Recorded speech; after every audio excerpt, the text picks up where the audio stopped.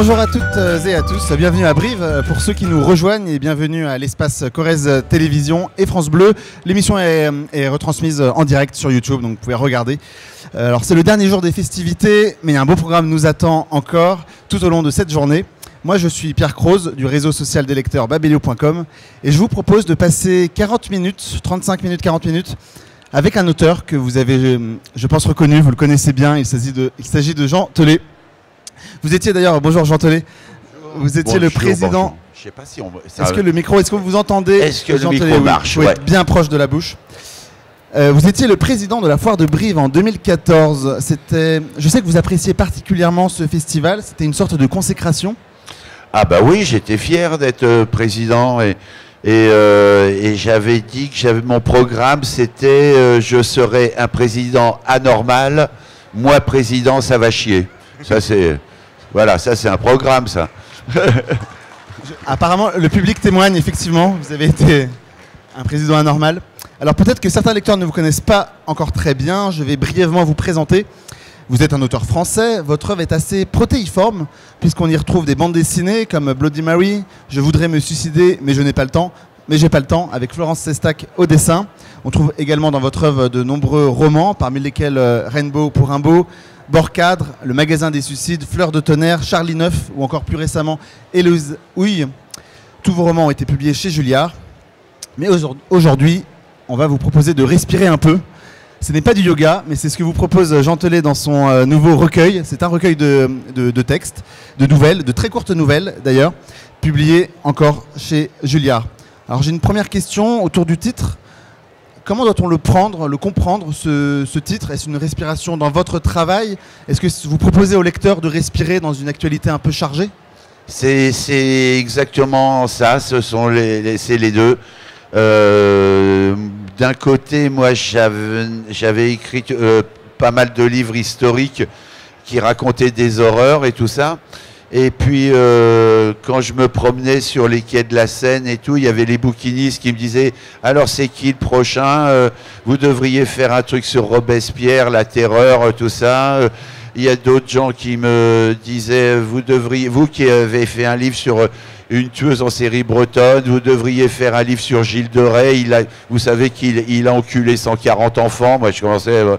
après, on me disait puis que des propositions comme ça, et plus on me disait ça, plus ça m'appuyait sur la tête, et j'avais envie de me renouveler, de faire complètement autre chose. Et d'un autre côté, et surtout, je trouve que l'actualité en ce moment est particulièrement oppressante. Je sais pas quoi, les élections américaines, les élections françaises, les attentats, les machins, tout ça. Et je trouve que on vit dans une période étouffante et moi j'avais envie justement d'arriver avec ce livre comme avec un bol d'air en disant voilà, on respire. Et j'avais envie de raconter 40 histoires où je demandais à des gens comme ici à Brive, partout où j'allais en province, est-ce que dans votre vie vous est arrivé de vous retrouver dans une situation difficile mais où à la fin, n'importe laquelle, mais où à la fin, waouh, vous avez respiré quoi. Et je trouve qu'en ce moment, on a un petit peu besoin de ça. Et donc voilà. Et puis ça a l'air d'être ce que pensent les gens, parce que je vois, il y a beaucoup de gens qui se font dédicacer les livres et tout.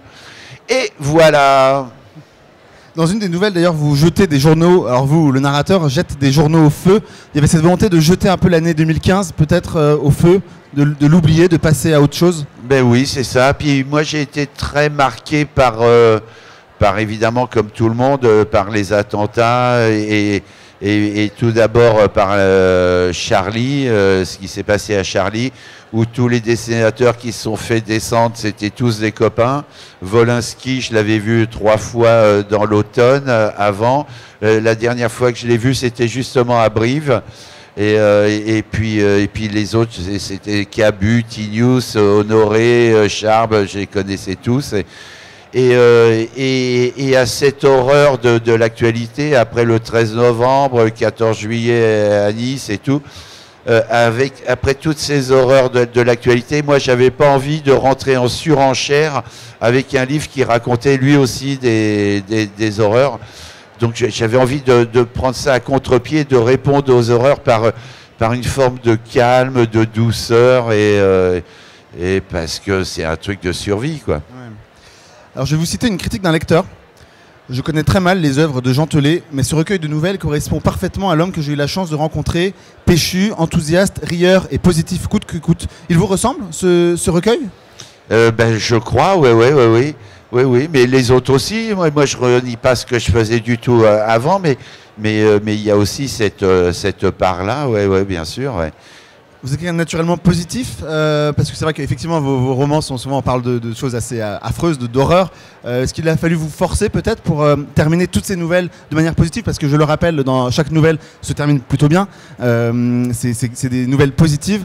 Est-ce qu'il a fallu vous forcer un peu pour trouver à chaque fois le beau côté des choses? Non, c'est venu naturellement, puis surtout, ce sont des histoires vraies, c'est pas des fictions. Si j'avais écrit des fictions, peut-être que j'aurais eu du mal, mais là, c'est les gens qui me racontaient des histoires qui se terminaient bien, donc j'avais juste à les suivre, à écrire ça à ma manière, en essayant d'y mettre de l'humour, de la poésie, des choses comme ça, mais voilà, quoi. Comment ça s'est passé exactement? Vous avez demandé à des gens comme ça, ouais. Racontez-moi quelque chose de positif. Voilà, comme je disais tout à l'heure, racontez-moi si dans votre vie vous avez vécu un truc dur et où à la fin, boum, on respire. Parce qu'en ce moment, comme je disais, l'actualité, on n'est pas certain d'aller vers des choses positives. Et donc je m'étais dit au moins qu'il y ait ce livre qui serve à ça, quoi. Et donc toutes les histoires sont vraies, il n'y a pas de fiction, il n'y a pas non, tout est vrai. Vous n'avez pas je sais pas, de changer une histoire justement vous en la rendant positive? Non, je voulais que tout soit vrai, mais bon, évidemment, c'est écrit à ma manière et tout ça, mais que j'aimerais bien que ce soit un livre qui fasse du bien. Et d'ailleurs, c'est ça qui me fait plaisir. Et ici, ça m'est arrivé, et puis partout où je vais dédicacer, il y a souvent des gens qui me disent « Ah, j'ai acheté votre livre et puis j'ai une copine qui va pas bien, ou un ami qui est malade, ou je sais pas quoi. Je vais lui en prendre un pour lui aussi, ça va lui faire du bien. » Alors là, je me dis, si un livre peut servir à ça, c'est pas un livre inutile, quoi. En l'écrivant, vous avez pris plaisir à l'écrire, ce livre? Ah oui. Moi, ça vous a changé? Oh, ça m'a changé, oui, parce que moi, à chaque livre que j'écrivais avant, c'était des horreurs, et à chaque fois, je ressens ce que ressent le personnage. Quand j'ai écrit, par exemple, « Mangez-le si vous voulez », c'est l'histoire d'un mec qui se fait bouffer par une foule, pas très loin d'ici d'ailleurs. Oh putain, j'avais mal partout et tout. Je passais mon temps chez le chiropracteur parce que j'avais l'impression de subir tout ce que vivait ce mec-là. Quand j'ai écrit Fleur de tonnerre, donc c'est l'histoire d'une petite cuisinière bretonne. Elle arrive dans une famille, elle fait à manger, elle met de l'arsenic, les gens meurent les uns après les autres. Et moi, au fur et à mesure que j'écrivais le livre, j'avais de plus en plus mal au ventre. Je me suis dit, ah putain, ça y est, j'ai dû me choper 12 cancers et tout. Alors, je suis allé voir un proctologue. Et alors ça, si vous avez jamais vécu ça, c'est une expérience. On arrive, on voit un monsieur qu'on n'a jamais vu de sa vie, on lui serre la main, 2 doigts après, on se retrouve avec 2 doigts dans le cul. Et depuis, pas une carte postale, rien, pas ton anus me manque.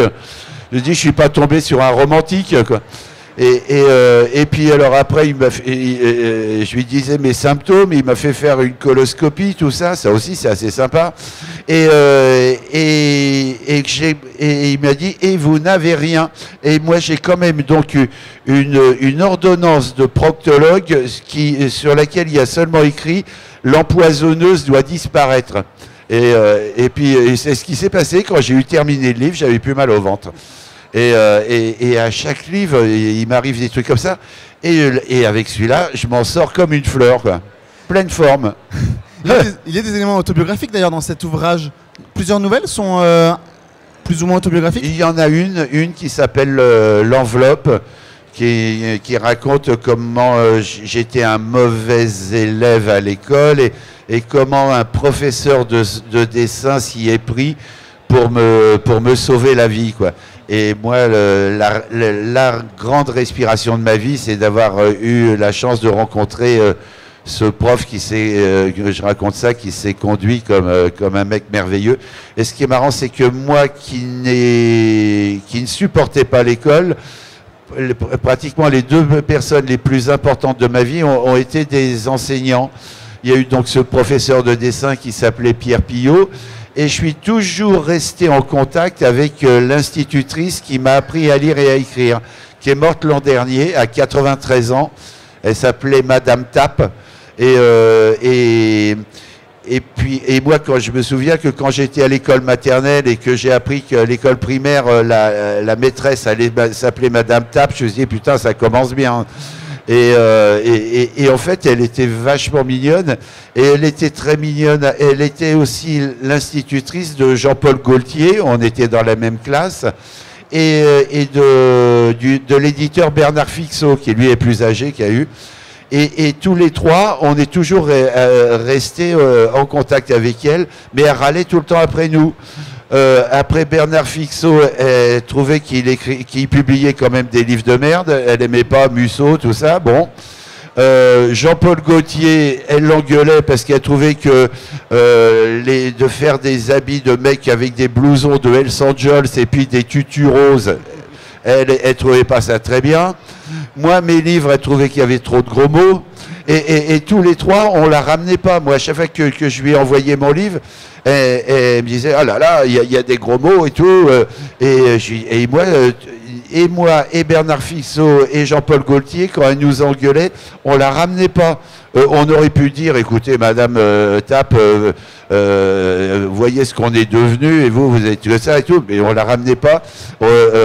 C'est comme si on avait 7 ans. Moi, à chaque livre, je lui disais, oui, Madame Tappe, je ferai attention au prochain livre et tout. Et elle disait, oui, parce que tu comprends, je voudrais pas que les gens se disent, ah, c'est comme ça qu'elle lui a appris à écrire.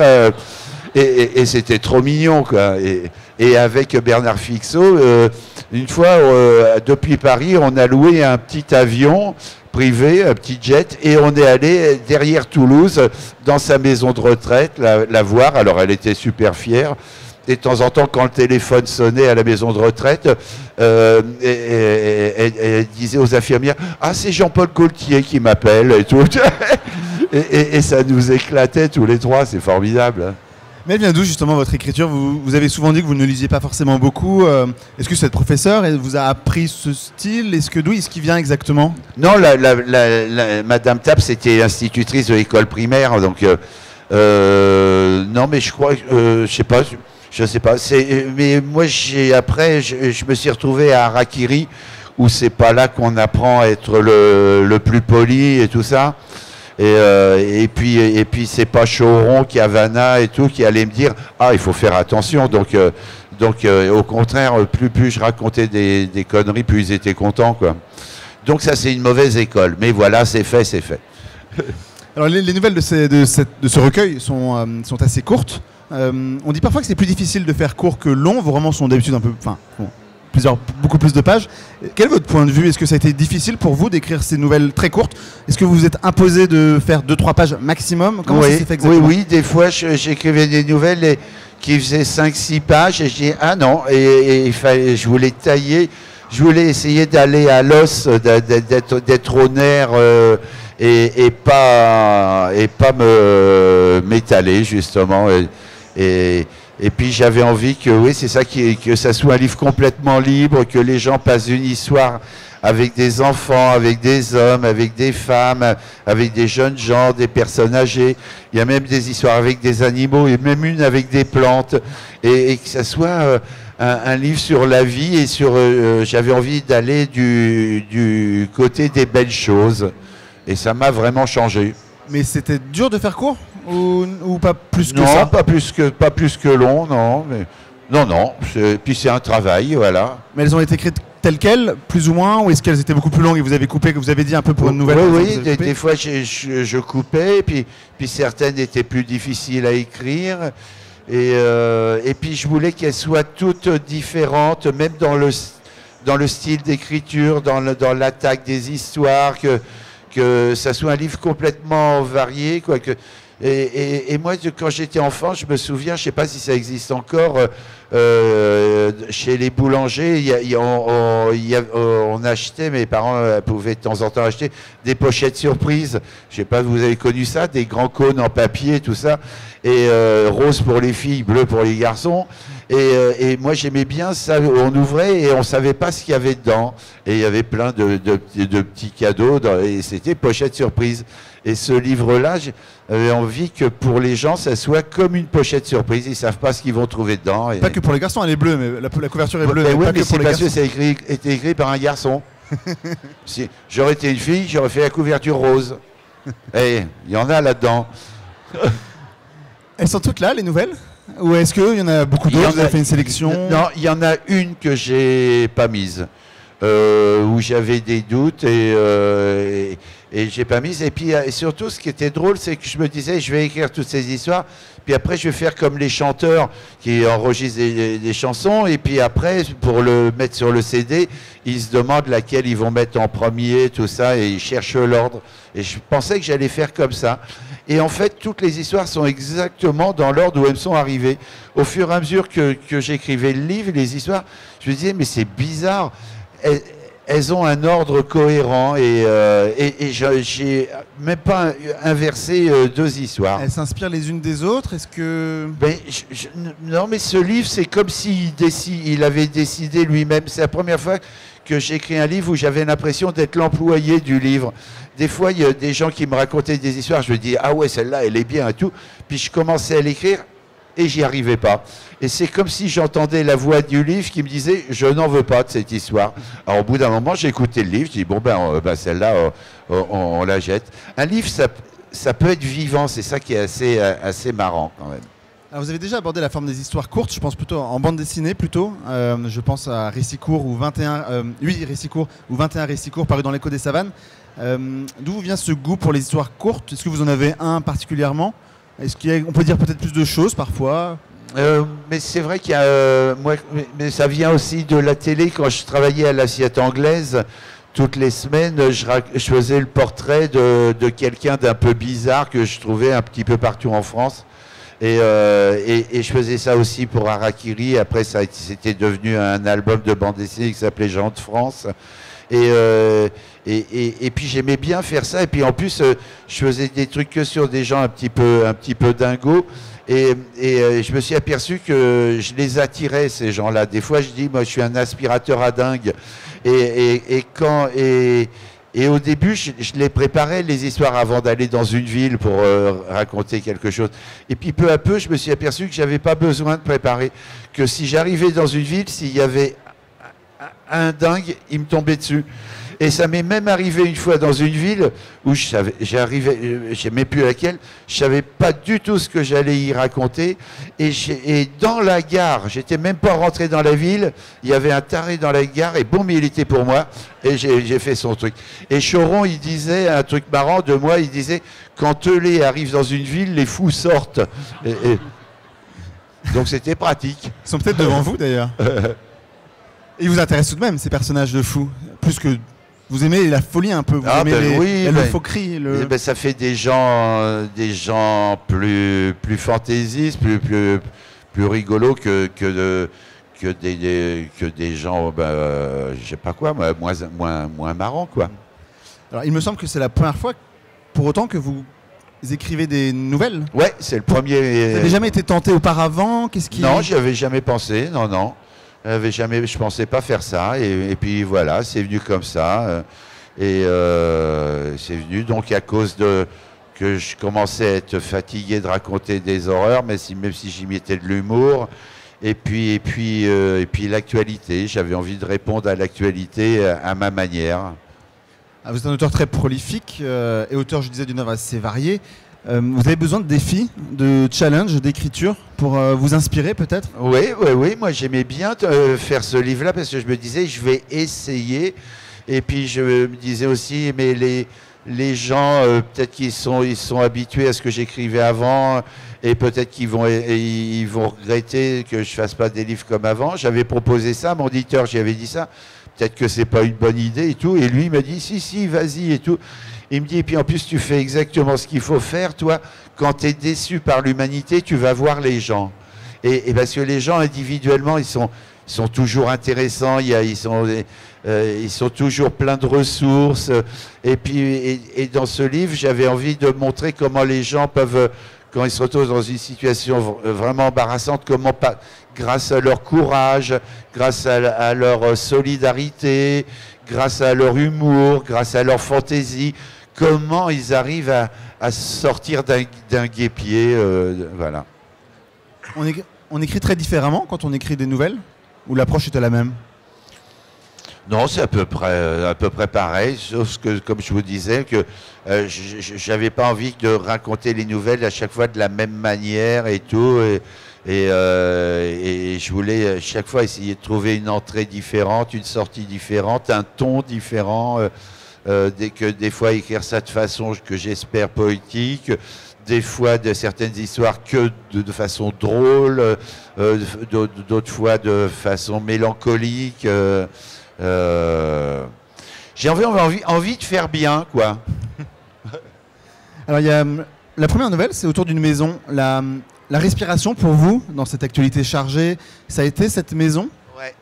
Moi, en Bretagne, j'ai une grosse maison du XVIe siècle qui a été construite l'année où Shakespeare écrivait Hamlet.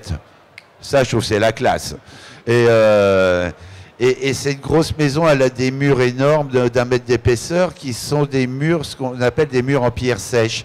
C'est-à-dire qu'il n'y a pas de lien entre les pierres, il n'y a pas de terre, il n'y a pas de ciment, tout ça. Et au printemps, cette maison a une particularité, c'est que tous les oiseaux du coin viennent s'immiscer et viennent nidifier entre les pierres de la maison. Et alors, c'est vraiment pas une maison souriante, c'est une grosse maison comme ça. Et puis moi j'aimais bien parce que tous les printemps quand je suis par exemple dans la maison, que j'allume la radio au moment des infos, j'entends que des catas, Alep, bombes sous les bombes, machin, tout ça. Et je sors de la maison et toute la maison fait cuit-cuit. Et alors ça c'est assez génial, je fais le tour de cette maison, il y a des mésanges, je sais même pas quoi comme oiseaux, et ça rentre, ça sort et tout, c'est un bordel là-dedans, et ça, ils se tapent dans les plumes, ça baisse partout, il y a même des faucons cresserelles. C'est quand même invraisemblable, j'en reviens pas, c'est une maison absolument magique. Et c'est pour ça que mon livre commence sur l'histoire de cette maison. Alors, vous avez évoqué tout à l'heure le fait qu'il y ait des plantes, des animaux. La ville est très peu présente, d'ailleurs, j'ai l'impression, dans ces nouvelles. Il y a une place qui est très importante accordée aux animaux, à la nature, aux cerisiers, aux ifs. S'échapper de la ville, c'était aussi une respiration oui, du monde, peut-être aussi? Mais oui, puis on a des leçons à prendre pour essayer d'être heureux de tous les gens que j'ai rencontrés, et même des animaux, et même des arbres. Parce que je raconte une histoire d'un arbre que j'ai vraiment vu, c'est une histoire vraie. C'est un if donc c'est un conifère du XIIIe siècle. Donc il a 800 ans. Il est énorme, absolument énorme, avec des grosses branches comme ça. Et au milieu, je ne sais pas comment est arrivé là, il y a une graine, un noyau de cerise qui a dû arriver un jour. Et au milieu de cet arbre, il y a un merisier, un cerisier sauvage qui a poussé. Et le cerisier est complètement protégé par les grosses branches de l'if. Et donc cet arbre, il est incroyable parce que c'est un conifère qui donne des cerises. Et la nature, elle est complètement folle. Et quand on est au pied de l'arbre, on voit pas la partie merisier parce qu'elle est tout en haut. Mais on voit un conifère qui donne des cerises. Et en ce moment où on parle des migrants, accueillir les migrants et tout, c'est presque symboliquement, cet énorme conifère protège un arbre migrant qui est arrivé là, on ne sait pas comment, le nourrit et le protège. Et les racines du merisier se trouvent à 2,50 m du sol et se nourrissent de ce qu'on appelle, je crois, le substrat du conifère. Donc c'est comme une fable sur comment accueillir des migrants, quoi, voilà. Donc c'est finalement un livre d'actualité aussi. Mais ouais. On manque de happy end dans la littérature française, ou on manque de happy end, de fin heureuse dans la littérature, est-ce que c'est quelque chose qui... Je sais pas, moi je lis très peu de romans, je crois que j'en ai lu... Même dans la fiction en général. Ouais, mais j'en ai lu, je crois, une quarantaine seulement, moi. Mais parce que comme j'ai pas fait beaucoup d'études, quand je lis, c'est des livres pour apprendre des choses. Et donc, je sais pas comment est la littérature des autres écrivains. Et surtout, moi, je ne donne de toute façon, je donnerai aucune leçon à qui que ce soit et tout. Je trouve que chacun doit faire exactement comme il a envie. Moi, je fais ce que je veux et que chaque écrivain fasse ce qu'il veut. Et des fois, c'est vrai, j'entends des écrivains qui parlent d'autres écrivains où c'est un petit peu saignant et tout. Et moi, je ne fais jamais ça. Chacun fait ce qu'il veut.